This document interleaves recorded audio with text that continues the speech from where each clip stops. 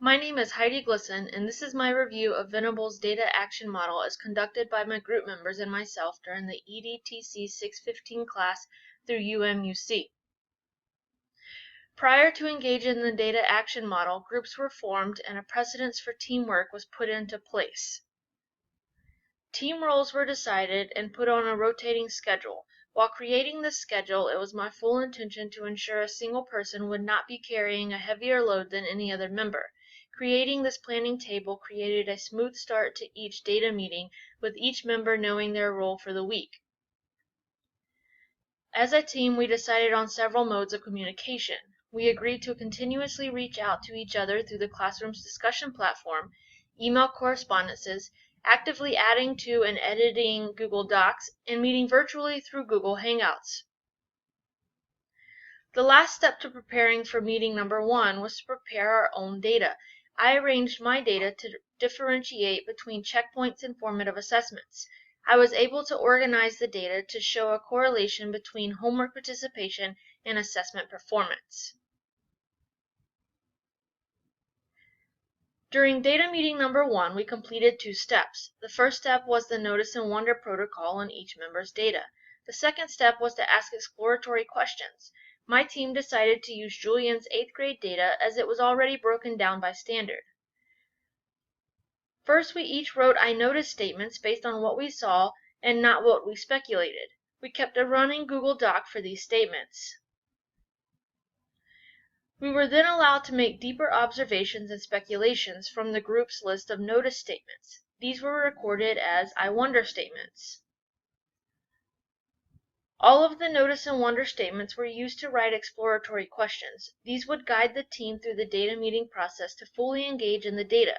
We decided as a team to focus on comprehension and understanding of Standard 8 EE5.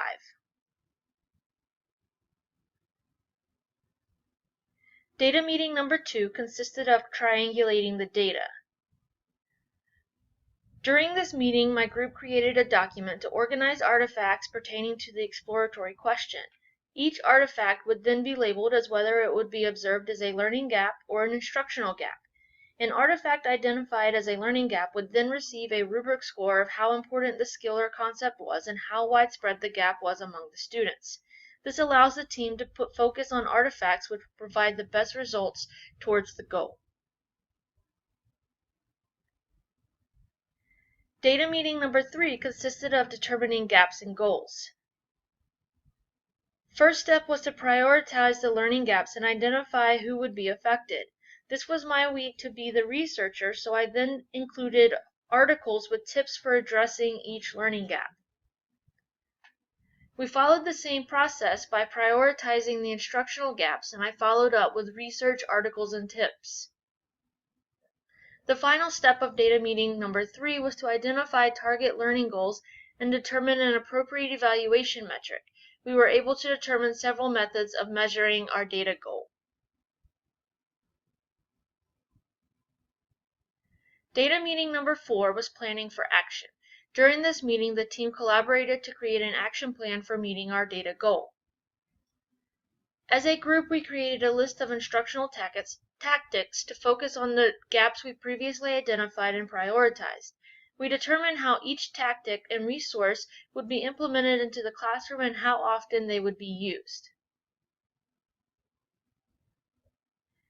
Data meeting number 5 was spent with a classmate outside of our group to evaluate another group's effectiveness in the data action model and offer ways to improve.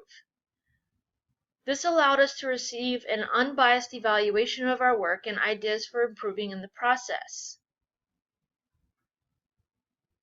I look forward to implementing the data action model with my geometry professional learning community and encouraging my team to participate in professional learning networks to aid in the development of our goals.